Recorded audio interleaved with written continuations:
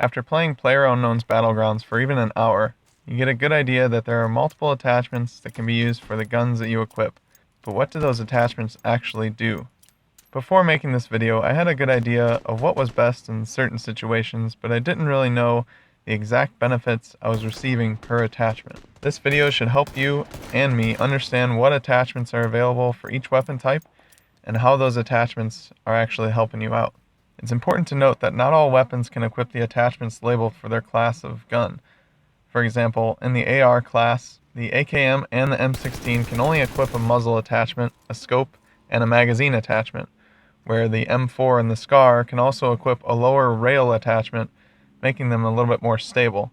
You should know exactly what type of attachments are available so you aren't wasting inventory space and time picking up attachments that you can't even use. Before getting into the specifics of each type of attachment, I wanted to point out that you'll find very similar attachments for each type of gun. There are a few outliers, of course, but for the most part, the different weapon types follow the same formula. So let's start off with the easiest of all the attachments, and that's the scopes. The scopes in PUBG are not specific to a certain class of gun, so if you find a red dot sight, you'll be able to equip it to your sniper rifle, your AR, or SMG, unless you have the VSS and the Tommy gun equipped. In that case, you need to be looking for a better gun as soon as possible. You can even equip a scope with 3 of the 4 pistols and the S12K shotgun. There's currently 6 attachable scopes in PUBG, each with their own benefits. Your preference on what you like may be exactly that, your preference, but there definitely are reasons to use one scope over another. Now for me personally, I like to have a red dot sight over the holographic sight because it doesn't seem to take as much screen space away when I'm aiming down my sights, but these two sights have the same properties, as in they both decrease the time it takes you to aim down your sights, or ADS as I'll be referring to it for the rest of this video, by 20%. Now this can be huge when fighting in close quarters, so I always like to have one of these handy for my ARs or my SMGs. I also like to keep some sort of range scope in my inventory as well. That way if I see a player in the distance and I want to take a shot, I will be way more accurate than if I had the red dot or the holographic sight equipped. Now as far as the other scopes, there's a 2x, a 4x, 8x, and a 15x scope, and they do exactly what you would think they do. They increase your view downrange and allow you to become more accurate from a distance. The only added stat on these scopes is the 2x scope, which decreases the time to ADS by 10%, which if you remember is half of what the red dot and the holographic sights provide. My ideal setup is an AR or SMG with a red dot with a 4x scope in my inventory, and if I have a sniper rifle, I'd like at least a 4x on it, but I would prefer an 8x if I can. Now one thing to note is that the M16 cannot equip the 8x or the 15x scope. I think they did this because the M16 is pretty stable in single fire mode on its own, so if you had an 8x or a 15x scope to that, you're basically looking at another automatic type sniper rifle, and I don't think they wanted that. The next group of attachments we'll go over are the magazine attachments. These are also pretty easy, but unlike the scopes, they're broken down per weapon class. Each class of weapon has 3 available magazine attachments. There's a quick draw, an extended, and the mother of all mag attachments, which is the extended quick draw attachment. The quick draw magazine attachment will reduce the reload time by 30%. This applies to every gun that has this equipped. So if you have a sniper rifle, an SMG, or an AR, or even a pistol that have this quick draw attachment attached, you will reduce your reload speed by 30%, which can be very useful. The extended magazine attachment will increase the magazine capacity of your gun. Now this will vary depending on the gun how many extra rounds you get in your magazine, but either way, it's never a bad thing to have more bullets ready to go in your magazine without having to reload.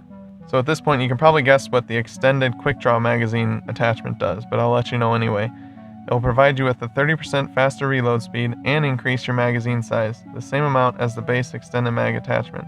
Therefore, the extended quick draw mag is the attachment you'll be searching for all of your guns for the magazine attachment slot. Alright, next up we'll take a look at the lower rail attachments. There's really 2 of them. There's an angled foregrip and a vertical foregrip attachment. The angled foregrip can only be attached to the M4, SCAR, UMP, or the SKS, and then the AUG, but that's an airdrop weapon. And the vertical foregrip can be attached to the M4, SCAR, UMP, Vector, SKS, Tommy gun, and the AUG. The properties of these grips differ just enough to allow you to decide which one is best. Now, depending on where you look, you might find some conflicting stats, but I've done the best I can to make sure that these are accurate. If you have the option between the two, I would pick the angled foregrip for automatic fire situations and vertical foregrip for single fire guns. In most cases, I'd probably choose the angled grip, and here's why. The angled foregrip will reduce the horizontal recoil of your gun by 20% and reduce the overall recoil by 20% as well. On top of that, you receive a 10% boost to ADS. This attachment is going to help you with all situations that require auto fire and close quarters combat. The vertical foregrip is no slouch though, as it will reduce the vertical recoil by 15% and the overall recoil by 20%, but it doesn't impact the ADS time. Either attachment will serve you well and make your gun more reliable, but at this point, I'd have to give the angled foregrip the edge. Before getting into the muzzle attachments, which are the most complicated, let's quickly discuss the stock attachments. Most of these can only be attached on particular weapons, so there's not a lot of choice to go over here. If you find either the pump shotgun, which is the S1897, or the top-bottom shotgun, which is the S686, you can attach bullet loops to the stock, which will work kind of like a quick draw mag on other guns. It will reduce your reload time by 30%, which is huge up close when using a shotgun. If you find this, always attach it because there's no other options for this slot on these shotguns, so you might as well just attach it until you can replace the shotgun with a better weapon. The same goes for the stock on the micro Uzi and the tactical stock for the M4 and Vector. Since these attachments have no competition, if you find them and you have these guns, attach them.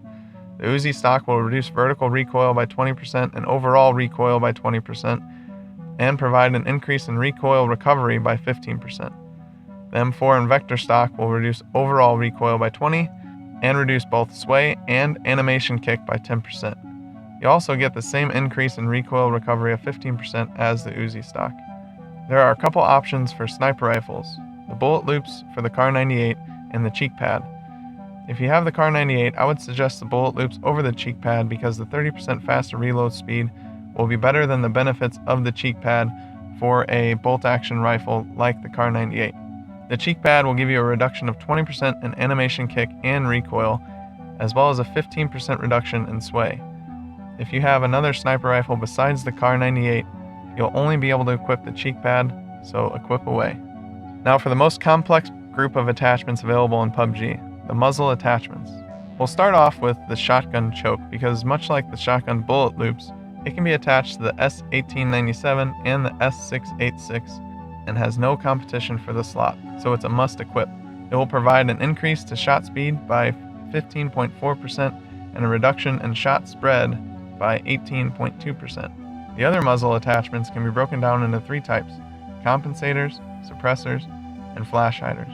Much like the mag attachments, these are specific per gun type, so for example, you can't use an SMG compensator on an AR or vice versa. Let's go over the flash hider first, and it's definitely the least useful of these three muzzle attachments, but it's a good alternative if that's all you have to choose from. It will reduce the amount of visible muzzle flash when you're firing your gun and will reduce the vertical, horizontal, and overall recoil by 10%. This goes for SMGs, ARs, and sniper rifles. The same stats apply throughout. The second muzzle attachment, the suppressor, provides a reduction in gun deviation by 5%, which basically gives you more accuracy when hip firing, and it also reduces the firing sound and echo. This will make it harder to pick up where your shots are coming from and make you harder to target at the same time. A hidden effect of the suppressor that many people might not know is that the suppressor completely eliminates muzzle flash, better than the flash hider itself. It doesn't really make sense to me, but that's how it is. Choosing between the flash hider and the suppressor, therefore, is really a no-brainer to me, and I'll take the suppressor every time if it's available. The third muzzle attachment makes it a little bit more difficult to choose when you have the options. The compensator is available for SMGs, ARs, and sniper rifles, like the other two, but the stats vary per gun type. For SMGs, the compensator is going to reduce the horizontal recoil by 20% and the vertical and overall recoil by 25%. You can see that's very useful, and it can be the difference you need to win a fight. For ARs, the compensator will reduce the spread base and the horizontal recoil by 10%, the vertical recoil by 15%, and the overall recoil by 25%, making your gun much more accurate, especially in auto-fire situations.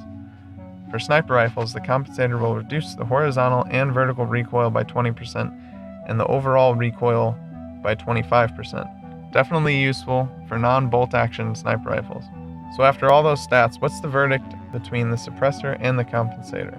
Well, it kind of depends on the situation and what gun you have in your inventory.